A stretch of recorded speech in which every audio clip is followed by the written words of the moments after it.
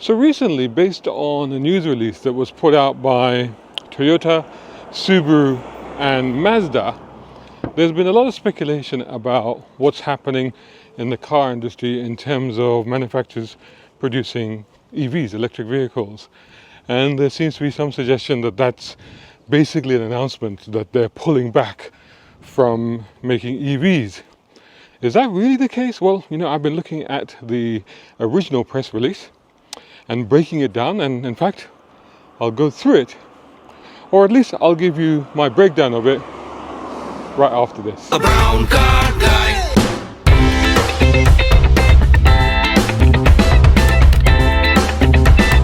Brown car guy. So there was indeed a press release that was put out by Subaru, Toyota, Mazda, and it was regarding internal combustion engines. So what did they basically cover in that press release? So here's a kind of summary of what they were talked about. Subaru, Toyota and Mazda have announced their commitment to developing new engines designed for electrification and carbon neutrality. These engines, they do say engines, so they are engines, are going to be more compact and efficient, integrating seamlessly with electric drive units and being compatible with various carbon neutral fuels such as e-fuels, biofuels and liquid hydrogen.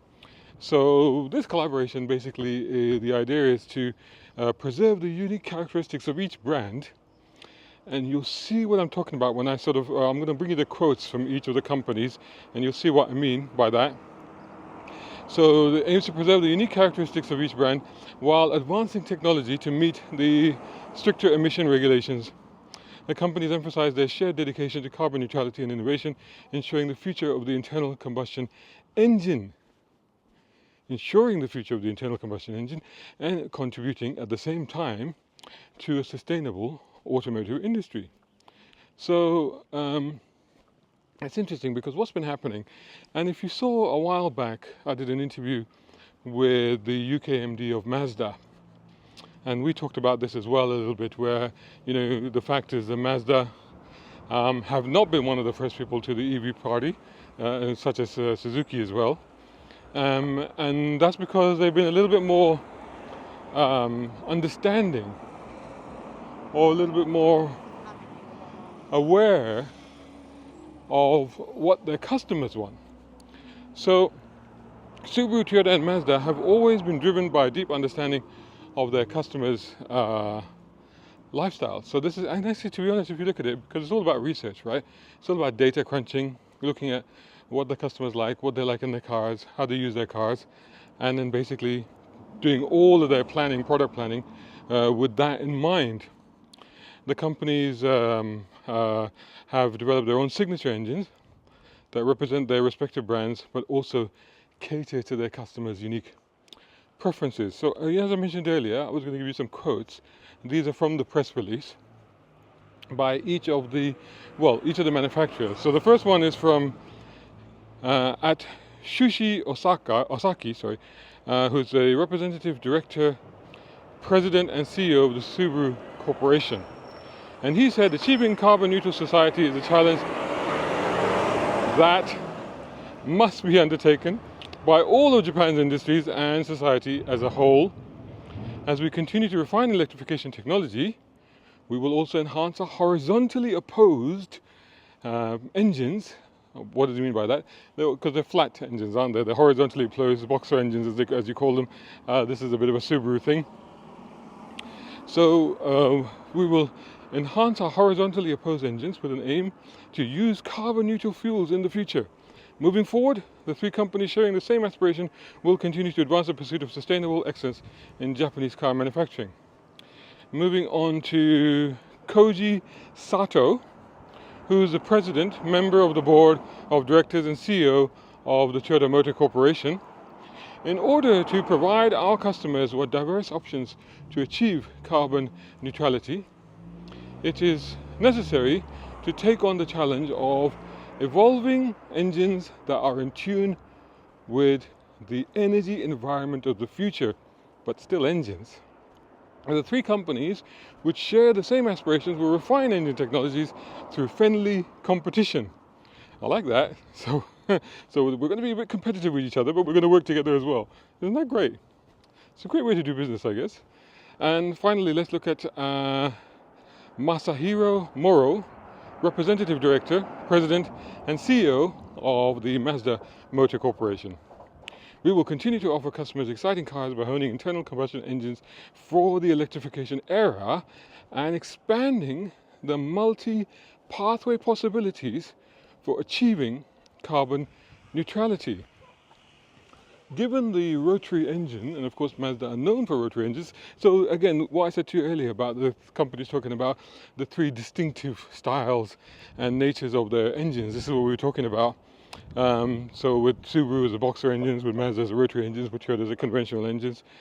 Given the rotary engine's compatibility with electrification and carbon neutral fuels, what do they mean by that? Well, if you saw my review recently of the Mazda MX-30, I believe, REV, what that has is that's an electric car but with a range extender rotary little engine. So they brought the rotary engine back in a compact form that actually sits in the car as a kind of generator to charge the EV infrastructure. So that's kind of what I guess that's what they're talking about here. Given the rotary engine's compatibility with electrification and carbon neutral fuels, Mazda will continue to develop the technology through co-creation. I said co-creation, not something else. And competition to ensure it can contribute broadly to society. So this is what each of them have said in the actual press release. So what does the press release actually allude to? What is going on here where people have jumped to the conclusion that they're pulling back from EVs? Is that really the case? Let's break it down a little bit. So number one, the sort of commitment to carbon neutrality. So the primary message, I think, is pretty clear that they are talking about achieving so-called carbon neutrality. The companies are not abandoning ICE technology. So this is the thing though, but are instead innovating to make these engines compatible with carbon neutral fuels. So it's kind of like it indicates that they are expecting a future where ICE can coexist with EVs and still contribute to the overall reduction in carbon emissions through use of alternative fuels, whether they're e-fuel, biofuel, recaptured carbon fuels, etc., etc. To be honest, this is something I've been saying all along, that there isn't just one path to the future. There needs to be multiple paths to the future, and each one needs to be looked at, and there needs to be research and development in all of those areas, and we can't start developing technology in all of these established areas to just focus on one area, if you see what I mean. And goes on. So for example, this is the other thing that I looked at, the diverse pathways that basically appear to be what they're talking about in this press release. The emphasis on various carbon neutral fuels such as e-fuels, biofuels, liquid hydrogen are all part of that strategy that they believe will still keep ICE as a relevant drivetrain motive power source for vehicles. By making engines compatible with multiple types of fuel, the companies are hedging their bets, ensuring that they can adapt to different regional and technological developments in fuel technology. These are just notes that I made from going through it. Of course, the integration with electrification, which of course they have mentioned, is one of the key things of what they're doing with these smaller engines. The engines that they are making, they know will work with hybrids and plug-in hybrids. And this also for them is important because I guess what they're saying is that they have, from the stuff that they've said in the press release, is they know they have an existing customer base. They are concerned, rightly so, that not all of them are going to make the transition over to EVs, and they want to retain that customer base. So they're going down the route of creating these engines that will nonetheless provide either more efficiency but also maybe some compatibility with electric drivetrains, primarily such as hybrid, plug-in hybrid. Here's another aspect of what became apparent to me, and obviously I think is something that they're very clearly looking at. they're talking about securing the future for supply chains and jobs. And I think this is a big thing that we are very short-sighted about. When you look at the car industry, you look at how many people it employs, not just in the main manufacturing industry, but also the service and supply side of it. So many smaller companies, so many other jobs are affected by it. And then when you think about making this transition to EV, you're kind of ignoring all of that side of the infrastructure that is traditionally there to create engines or to create traditional cars. That's a lot of harm to people's livelihoods and people's jobs and people's lifestyles that we're doing. And it's again one of those things where, I've said this time and again, where we're rushing towards doing one type of good and not realizing all the harm and damage that we're doing to get there super fast, which could actually exceed substantially the benefit that we're going to see from doing what we're trying to do. So, by continuing to develop ICE, the companies aim to protect jobs and support industries dependent on traditional automotive manufacturing. R&D, this is another big thing. The use of racing extreme conditions as testing underscores a commitment to R&D, but the companies are leveraging competitive motorsport environments to accelerate innovation and validate new technologies. And we can see this also in the electric arena as well, because obviously there are quite a few electric series from Formula E to Extreme E to electric touring cars and stuff like that. A lot of that is going on, a lot of that is happening, and a lot of that is going to make the technology better, quicker, more efficient, safer, definitely. And I think we need to go through that process as well.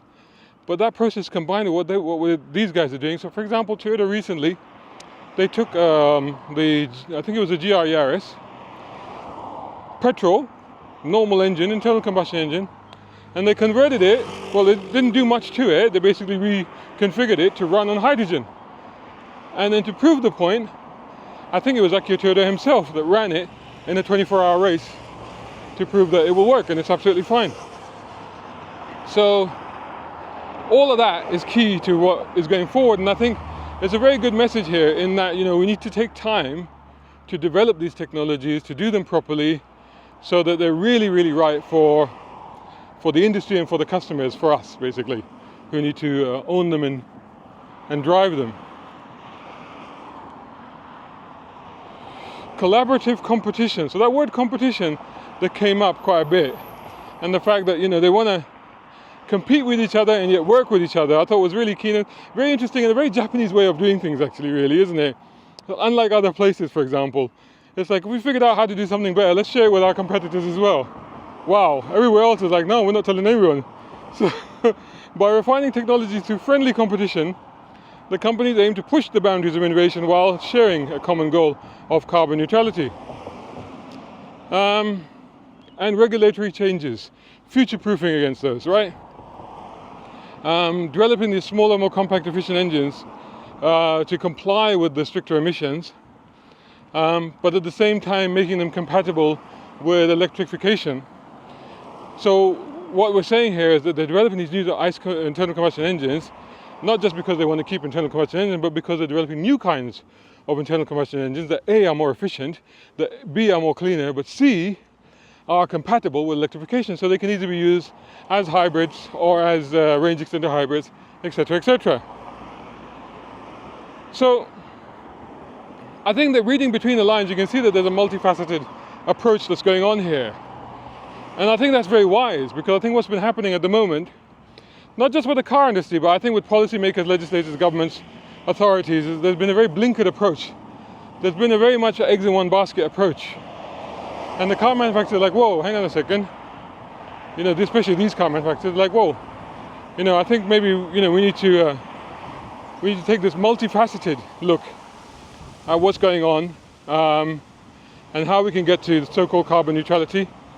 In order to, and doing so by, you know, being flexible about it, being economically stable.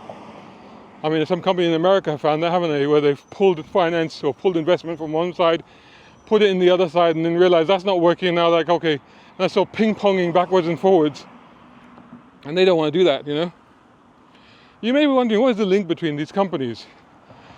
It's primarily Toyota. Toyota is massive, as you know, probably the world's biggest it vies with that position with Volkswagen. Toyota owns about 20% of Subaru. And of course, as you know, the Toyota 86, GT86, DR86, whatever you want to call it, and the Subaru BRZ are pretty much the same car. Toyota also owns just over 5% of Mazda. Most recently, you will have seen me do reviews on the Mazda 2, but there were two versions of the Mazda 2. You can see the review on my channel. There's two versions of the Mazda 2. I reviewed both of them. So there's the Mazda 2, as I called it, Mazda's own car, which I thought was great. And they've also now got a Mazda 2 hybrid, which is basically a rebadged Yaris. So there's the connection there. So you can see that they've already been working very closely together anyway. So when you take these three manufacturers, like, well, how significant is it? How important is this? You know, how much impact could they really have, you know, on the market, on the industry? Why do, you know, are they just up themselves or what? Well, no, I mean, it's pretty significant. Like I said, Toyota is pretty much amongst the biggest in the world. In Japan, they're about 30 to 35% market share. If you combine that with Subaru and Mazda, you're talking about 38 to 46% market share. So nearly half of the market share when you combine those together, 46%. Look on a global scale, we're talking about 10 to 11%, just Toyota alone. Just Toyota alone. And then combine that with Subaru and Mazda, we're talking about 12 to 15% of the global market share. But it's not just these companies, is it? They're in the headlines, or they're being talked about right now because they put out this press release. But there's been other stuff going on. So for example, let's talk about Volkswagen. And again, like I said, huge player in the world, probably like vies for #1 spot with Toyota. It's back and forth. And they're about 10, they're again, like Toyota, 10 to 11% of the marketplace, or the global marketplace.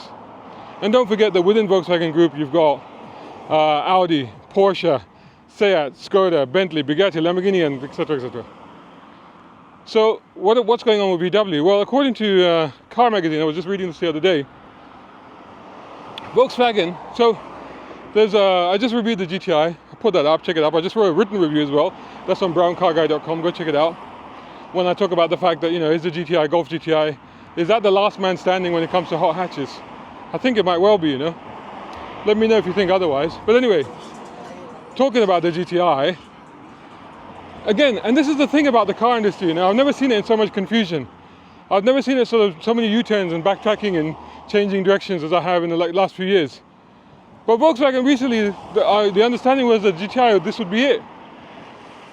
They were going to switch to electric, there was not going to be a GTI. Then I think it kind of became apparent that there would be a GTI, but it would be an electric version.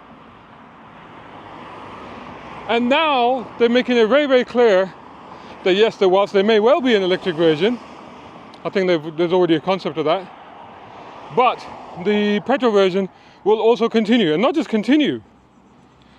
This is from, so this was reported in Car Magazine recently. This is from Michael Blau, Volkswagen Product Marketing Manager. And he told Car, if you want to buy a GTI in the future with the petrol engine, you will be able to do that from 2028 onwards still. We will know things much better after the European election, but until this point of time, the Golf will survive more years. So until 2030 something, we will see a Golf on the street. And in the article itself, in the article on Car Magazine, they basically say that they reckon that 2033 we will still see the Golf GTI. Well into the 2030s, 2033. And there's another thing, and this is actually just yesterday's news. Porsche obviously announced a brand new 911, which of course, like every brand new 911, is not really a brand new 911, it's just an evolution of the previous one. And this one specifically so, because it's actually just a facelift. It's they're calling it the 992, so obviously the model names, or model code names. They're calling it the 992, 992.2, I believe. So, not a lot of difference, a little bit of styling difference, headlights are different I think, and they put these grills in the front bumper. Pretty much model range is unchanged as it is. However, a lot of people were thinking that, again, with this new generation of Porsche, of the Porsche 911, there would be heavy electrification. Well, not really. There is, but certainly by no means heavy. In fact, you get a hybrid version that's called the T hybrid. And it's frankly I would say a very mild hybrid system. It's got a tiny 1.9 kilowatt hour battery pack sitting in the front boot. And a couple of tiny motors. One of those motors lives in the turbo, and the other motor is attached to the PDK transmission, the automatic transmission. And essentially what they do is they boost performance. The turbo is like, straight away it's there. So, you're not going to save any fuel, I don't think. It might be slightly cleaner in terms of emissions, but you will be able to take off the line much, much quicker. It'll be faster. So, and you can see that is a clear messaging, because the version with the T hybrid, because the other cars are going to get the normal, the 3-litre twin turbo. The GTS version is the one that's going to get the hybrid engine, I should say. And they reckon that where the starting price will come in at just under 100,000, the GTS will start at 130 or so. So we're talking about £30,000 premium for that. So clearly it's a performance thing rather than just a thing. But certainly I think they'll be trying to get their emissions down, because then that helps the brand, doesn't it? And this is from the company that brings us the Taycan. This is the company that brings us the Taycan. It's just the Taycan Turbo, one of the fastest EVs out there. And actually just Mini. Again, Mini, I thought Mini was going to go the way of Fiat 500, where the next generation Mini was going to be entirely electric. And of course the first Mini hatchback that they revealed end of last year was indeed electric. But I have just put up a review, check it out on my channel, of the brand new, all new 2024 Mini Cooper S, which, praise the Lord, is still a petrol car. It's a petrol car. There's no manual gearbox anymore, sadly, but it's still a petrol car. So you can see that this is happening throughout the industry. I mean, nobody's giving up on electric cars. That they simply can't. It's because of the way things are. They just can't. And the technology for EVs itself is just racing ahead at a remarkable rate. The cars are getting spectacularly good. If you check out some of the reviews I've been putting up recently, the cars are just fantastic.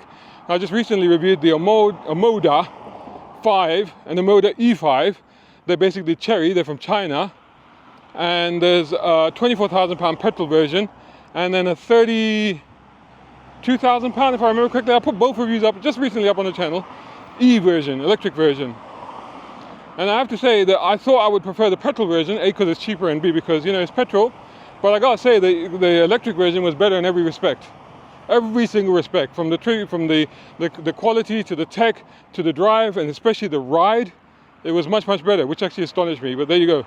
So they are getting spectacularly, but then the Chinese are way ahead of everybody else, let's be honest. But a lot of car makers are very confused right now. I think it's the first time I've ever seen them anything approaching clueless, which is kind of what we're seeing at the moment. So I think what's happening here is that they're hedging their bets, as I already mentioned earlier.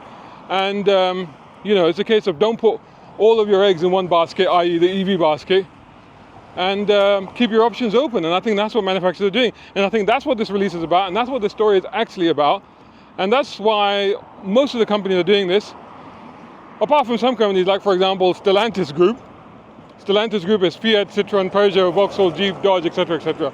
Because they're committed to EV. So they've put themselves in a corner where they have absolutely no choice. They've committed all of their investment to EV. So it'll be interesting to see what happens with that company. I think that will be a very good test case. It's huge. I mean, that's massive. And it stretches across the Atlantic. It stretches across the continents. But these companies and the three companies that we mentioned at the beginning here, Toyota, Subaru, Mazda, and others, are basically trying to create engines that are smaller, efficient, but can work with electrification, but also work with alternative fuels without any modification. So whether e-fuels or synthetic fuels, biofuels, carbon extracted recovered fuels, etc., etc. Honestly, I think that's the right way to do it. I think that's a smart move. And the fact is that even the Chinese, like I said, with the Omoda, they're still giving you petrol cars and hybrid cars and stuff like that. But in addition to that, there was another story that broke in the summer last year, which people have kind of forgotten about, but it was a big story at the time. I mean, this is the Chinese, and they're leaps and bounds ahead of everybody in terms of EVs. They are. I've discussed that previously, why that is the case, so that's another video. But Chinese, one of the giants there is Geely, never quite sure how to pronounce that, but they're the company that owns Volvo owns Lotus, and and others as well. London EV company, the taxi guys. Last year they announced a joint venture with Renault. A joint venture with Renault to produce low emission petrol, diesel and hybrid engines. So similar strategy to what Toyota, Mazda, Subaru are talking about. And they talked about doing this, creating up to 17 plants, factories to make these engines across 3 continents, including Europe. So they certainly know something about the future perhaps that the rest of us don't. So there's no question EVs are growing in sales. There's no question they're getting better and better. And I think that the problem we have is not the EVs. The problem we have is the EV infrastructure and the misunderstanding, misconceptions around them. So I think those are the questions. But I think the EVs are just going to get better, because they clearly are already. Whether they're going to be perfect for everyone, I don't know, because that's the key questions. Like I said, no one technology is perfect for everyone. No one size fits all. This is why there's got to be multiple pathways, a multifaceted approach to future transport requirements. Mobility needs. So the reality is that, like I said, we should keep. I think one thing that's become clear from this press release is that the good old internal combustion engine is not quite dead yet. There's still life left in it, and there's going to be for a good long time. And in fact, I think that we're going to be seeing new engines coming along. And if you're seeing a company putting that much investment into a new engine, you're talking at least a 10-year life cycle. So we're talking about 2035. These engines are still going to be with us. 2040, I still reckon we still have petrol, maybe even diesel engines with us. But like I said, like these companies are starting to realize, and something I think the policymakers and legislators, governments, authorities, they haven't yet realized, is that we need to keep all options open. It's not one size fits all. So everything should be on the table. Electric power, yes, definitely, but also petrol and diesel. Also hydrogen power. Nuclear fission. Atomic batteries, like in the Batmobile, the original Batmobile. Or, of course, antimatter drives running on dilithium crystals. That's what I'm waiting for. Live long and prosper, and let me know what your opinions are.